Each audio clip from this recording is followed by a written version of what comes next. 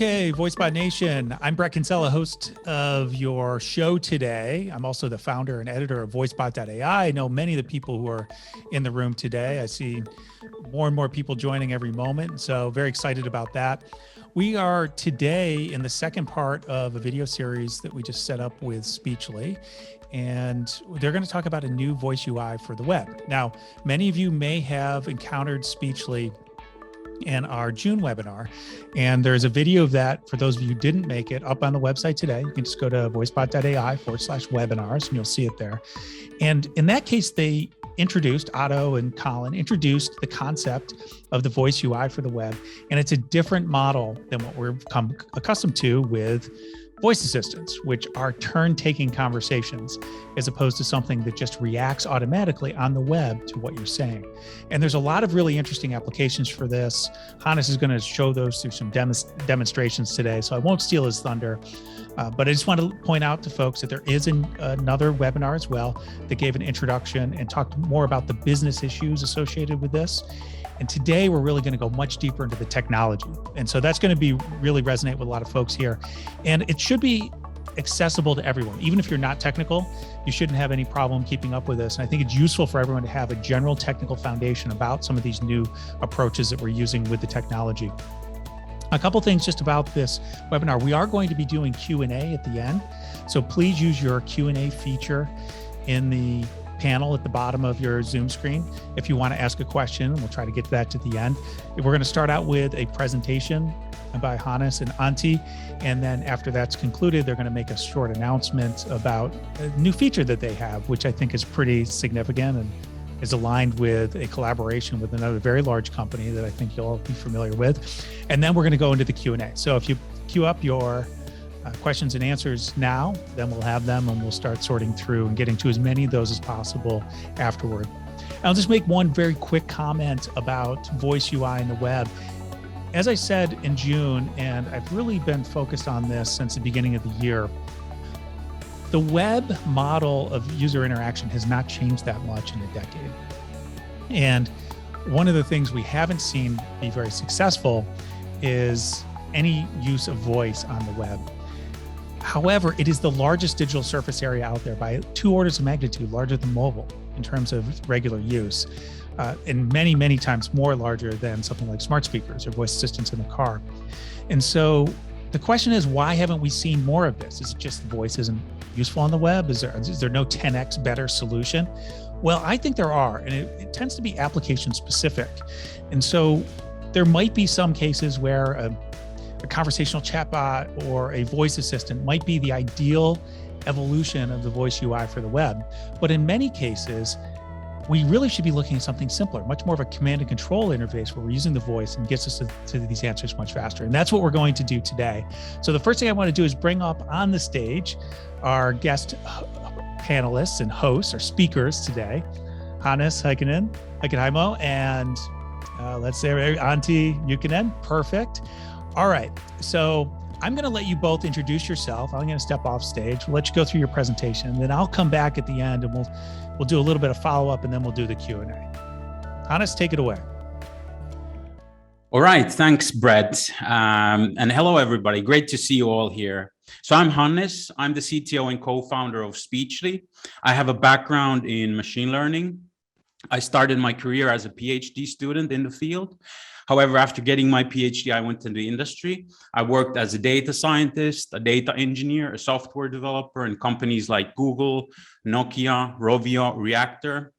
And the last big project that I did before founding Speechly, I was a language engineer at Apple working on Siri. So great to see you guys. We have also Antti here, as Brett mentioned. Antti.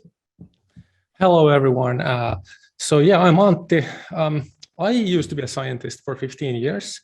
I did research in machine learning algorithms and other things at various places, including Yahoo Research and Helsinki Institute for Information Technology. But now I am the Chief Product Officer here at Speechly. I'm still also an adjunct professor of data science at University of Helsinki, so I haven't completely forgotten my roots, but for the most part of the day, I do product management. All right, thanks, Antti. So what's Speechly? So Speechly is a fast, accurate, and simple voice API for the web, mobile, and e-commerce. And in today's session, we're going to show you how you can easily deploy it in your website. So we're going to start today with a demo, a quick recap for our previous from our previous webinar, so that people who missed that will have the opportunity to pick up where we left off last time. Furthermore, we're going to talk about the Speechly programming model, some architecture, and then we're going to walk you through a small concrete deployment example. And last but not least, as Brett mentioned, we have a cool announcement to share with you. So without further ado, welcome everybody, and let's go to the demos. So in today's demos, we're going to walk you through a full e-commerce shopping journey with two important e-commerce tasks, product search and checkout. However, to really concretely show you how the Speechly experience is different to the conversational assistant experience, we're going to first show you what the e-commerce search task looks like using the multimodal Alexa skill from Best Buy on an Echo Show device. How can I help you today? Search for TVs. Sure. I have search results for TVs. There are currently 498 items in this list. You can narrow it, if you'd like. Do you want to narrow the list by price, brand, or both? Both. Okay. Let's start by narrowing by price. What's the most you want to pay for the product? $750. And what's the least you expect to pay? $400. Okay. Now let's narrow by brand. Most people choose these brands for TVs, Best Buy brands, LG, and Samsung. Would you like to include one or more of those? Samsung. Okay. Now let's narrow by brand. Most people choose these brands for TVs, Best Buy brands, LG, and Samsung. Would you like to include one or more of those? One. Okay. Now let's narrow by brand. Most people choose these brands for TVs, Best Buy brands, LG, and Samsung. Would you like to include one or more of those? Yes. Do you want to include products by Best Buy brands? Oh my god. No. Do you want to include products by LG? No. Do you want to include products by Samsung? Yes. You can include a brand of your choice. Do you want to do that? No. You now have 21 results for TVs by the brands, Samsung, and between $400 and $750. So the video took almost 2 minutes. And what you see here is that the conversation back and forth actually makes the experience rather slow and clunky. So let's take a look at how completing the exact same tasks looks like using Speechly. Show me Samsung TVs from $400 to $750. Okay, so that took around 5 seconds. So instead of the conversation, the focus here is on completing the user task as quickly, as simply, and as accurately as possible.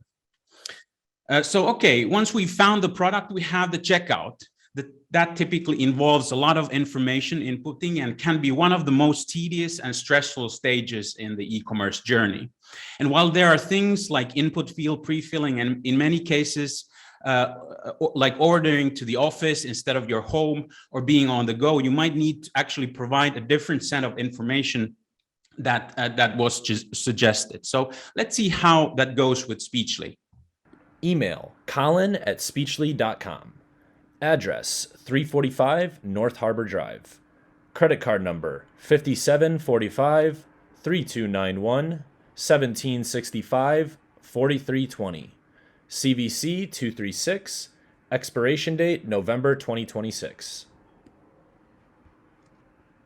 All right, so I think that's pretty cool. So after today's webinar, you will know in detail how to build these type of experiences. So in summary, the difference between the assistant experience and the Speechly experience is first of all, trying to enable, instead of trying to enable a conversation, Speechly experience actually tries to enable the user to finish a task directly, as simple and as fast as possible. Instead of being voice only, Speechly is multimodal. The idea is to take advantage of all modalities to optimize for efficiency. Voice for input, visual for feedback, and touch for pointing. That gets you from the half duplex turn-based feedback loop to a full duplex feedback loop. The human brain is wired in a way that can produce speech, but also ingest visual information at the same time, unlike talking and listening at the same time.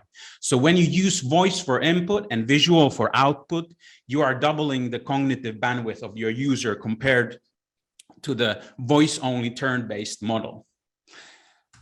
And finally, the benefit of Speechly, as you will see today, is that you can easily add it to any website. With this, you can fully embrace the openness of the web, giving you full control to your product findability, product experience, and monetization. So yeah, Antti, the floor is yours. All right, thank you, Hannes. So I'll try to signal to you somehow when the slides should be changed. So let's see how this works. Sure. Okay, so first I'd like to talk about the Speechly programming model.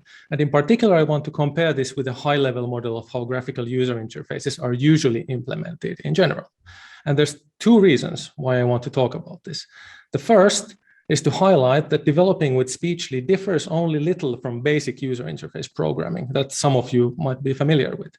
And the second reason is that if you already have a fully functional user interface, then adding voice to this is extremely simple with Speechly. And since we're today mostly interested in deploying Speechly on the web, let's think of a website with some dynamic UI components. This could be, for example, the electronics store demo we just saw a while ago. So let's move on and see the demo again. Okay, and now if you let the video play, as you can see, actually, it's possible to interact with this user interface just by using these drop-downs to select different filters. And notice how the UI is updated whenever any of the filters is changed. So in fact, this special voice user interface is under the hood also something that you might actually call just a normal user interface. So let's keep that in mind as we now move on to the next slide. And let's think a bit about how to program such a dynamic website. So on the page, there are some UI components that the user can interact with. And in this example, there are drop-down menus, as you saw. But they could just as well be buttons or text fields, or maybe some special components that are activated by a swipe gesture, for example. So let's think of the following model. When a user interacts with a component, as is shown here, an event is triggered by the UI framework. In response to this event, a piece of code runs somewhere. And finally, the appearance of the web page is updated to reflect changes in the state of the application. In our demo, the search results that you see are updated. So importantly, what it says here now is that an event occurs. So while the low-level technical details of this event triggering are not exactly rocket science, it's still something pretty tedious. So in practice, it might involve somehow tracking the screen coordinates of all components of the application and detecting the screen position where the mouse pointer was when the user clicked and so on. But no web developer has ever had to think about any of that complexity, right? So that's because the browser and underlying UI framework take care of it. So all the developer has to do is define what happens when a UI event occurs. And this piece of code that's mentioned in this third step shown here, this defines the functionality of the UI component. So if the user interacts with a dropdown, this code defines what happens in the program when the menu value is changed. And now the reason I spend so much time talking about this seemingly trivial thing is because developing with Speechly happens in the same way. So let's look at the next slide and see the same demo. So now there's no voice, but this is basically how the demo works when you speak to it, as we saw earlier. So note that in addition to the search results, what happened was that also the drop-down menus changed. So under the hood, the UI somehow reacts to some kind of voice events by manipulating these drop-downs according to what the user said. And everything else in the UI remains exactly the same as before. So let's continue to the next slide. And And here we now see the same 4-step process that I showed earlier. So where do Speechly and voice now somehow enter the picture here? Well, in a Speechly voice UI, the events are triggered when a user says something. So for example, the user might be saying, show me t-shirts. But again, you don't have to worry about the low-level specifics of triggering the event. All you must do as a developer is write a piece of code that reacts to the event. And this is now the analogy. So just like the browser figures out if and on what component the user clicked, Speechly takes care of all the technical details that convert voice to events.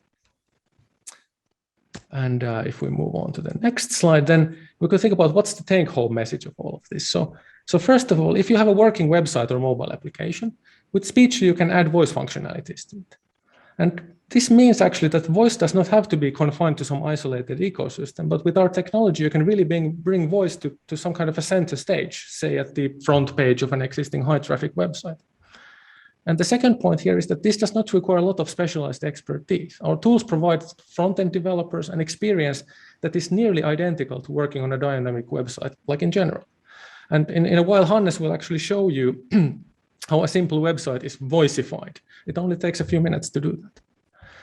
But let's continue and see what's on the next slide here. So as I said, that all Speechly in a way does is convert voice to these events that the UI can react to. But how do you specify what parts of the user's speech or keywords in general should trigger these events? So what happens behind the scenes is that some machine learning models listen to the user's speech and then do their magic, right? But to get there, those models must be trained. And this requires training examples. This is how it's always with machine learning. And when we talk about configuring a Speechly application, we mean that you must provide this training data. And this is done in a way that may be familiar to you from other natural language processing tools, such as Spacey, Rasa, and Dialogflow, and whatnot. So first, the idea is that you define some examples of utterances that your users might be saying. These things shown here, show me blue jeans. Do you have that in red? And then in these utterances, you mark those spans or phrases that contain the pieces of information relevant to your application. And finally, you annotate these spans so that our machine learning system can distinguish between different phrases of interest and thus sort of generate different events. So here you can see that the color, the word blue has been tagged as color and jeans has now been tagged as a category. This type of configuration underlies some of our demos. And importantly, you are not somehow confined to using a predefined set of event types or entities, as they are sometimes also called. So you can design exactly those event types that suit your application. So that's the basic idea here. And more details can be found in our documentation. All right, and finally, I would like to take a look at the big picture. So namely, what is kind of the overall architecture of a speech-powered application? So if we move on, then we can kind of think that there's basically three things that must happen in every voice user interface. There's something related to audio capture, there's something related to processing the audio, and something about reacting to the results of this processing. So the first of these, this audio capture, and in our case, also network streaming, is taken care of by our client libraries. It listens basically on the microphone, does maybe sample rate conversions and other technical steps that may or may not be needed, it depends a bit on the situation, and send this audio to our API. All you have to do as a developer is add already made UI components to your application, basically this microphone button that you often see in our demos. And then the second step happens behind the scenes. This is where our machine learning models extract relevant information from the user speech, and our API generates a stream of several events that are then sent back to the client, one after the other. And what events now specifically are extracted indeed depends on how you have set up the natural language understanding system, as I explained, a couple of slides ago. But finally, in the third step, the application must react to the events it receives from our API. So for the front-end developer, our client library then makes this step very similar to writing familiar callback functions that you might do when writing dynamic websites in general. So, all right, I think now we'll continue with a concrete example of how this is being done. So, Hannes, it's your turn again. Okay, thanks, Antti. So next, let's take a look at what we just heard in practice and walk through a small concrete deployment example of Speechly in a website. So here we have a simple vanilla web page that we are going to use to show you how Speechly can be deployed. You can see the page itself on the right and the HTML code for the page on the left. You can see the page has one drop-down like we had on the Best Buy voice search demo we showed you earlier, and a free-form text field as in the checkout demo you saw. You can manipulate the input components by point and click, and you can type in a text with your keyboard. However, voice is not supported. Let's fix that. The first step is to add the Speechly client to the page for audio capture and streaming connection to the Speechly backend. In order to do that, you'll need to add these snippets of code to the HTML header and body of the site. So making the additions to the HTML box on the left of the screen. As a result, a microphone button appears on the site. However, it doesn't yet work as it's not connected to the Speechly backend. In order for you to make the connection, you need a valid application ID with a configuration matching your application. The configuration that we're going to use here is visible in the code box on this slide. For this, you need to go to the Speechly dashboard at speechly.com/dashboard and create an application. Once you've created your application, you need to provide your example utterances or utterance to the configuration box and fill in the intents and the entities that correspond to the taggings in your example utterance or utterances. So here the intent is Phil, and the entities are street address. That needs to be defined as the street address type in order for you to get the correct type of formatting from the API. And then we have the shipping,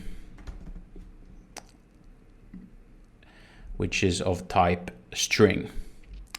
Once you've done this, you can hit deploy in order for you to train your application. Once your application is deployed, you can try it out in the Speechly playground. Expedited shipping to 345 North Harbor Drive. You can also look at the raw events emitted by the Speechly API through the developer console. Priority shipping to 900 Michigan Avenue. As you see, the API emits a continuous stream of structured data events. Once you're happy with the application, you can take the application ID and copy paste it to your front end code.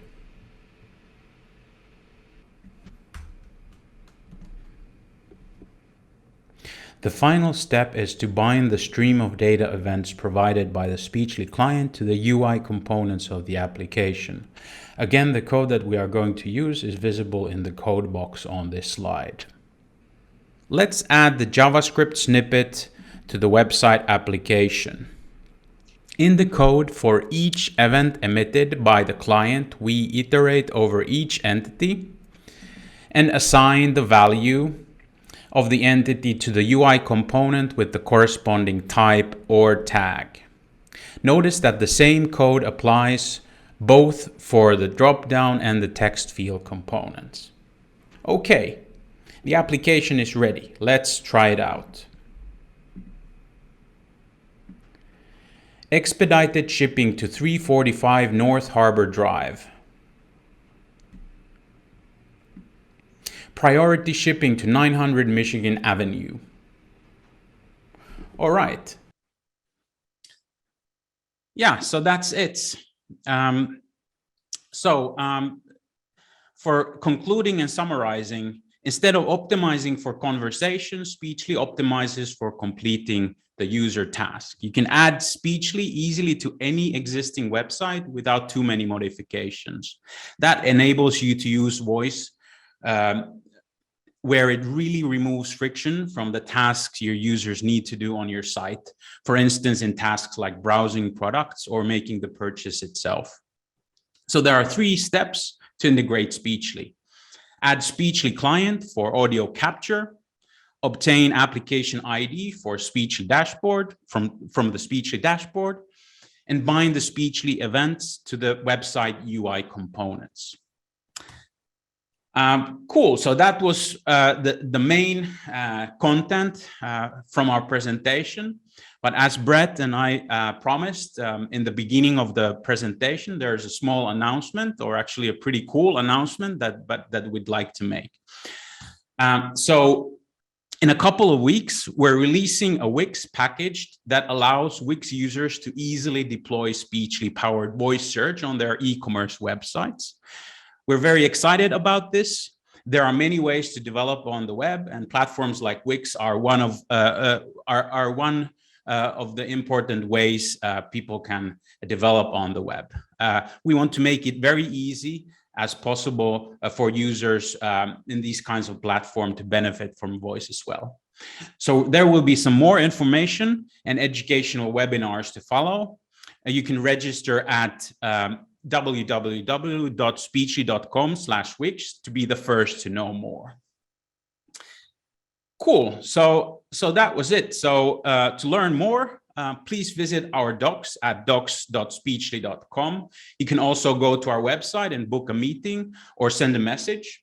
We'd really like to hear more about what you're building and how we can help you at Speechly. And you can also find us from Twitter as Speechly API and at LinkedIn as Speechly. By following us, you will be the first one to know what we're up to.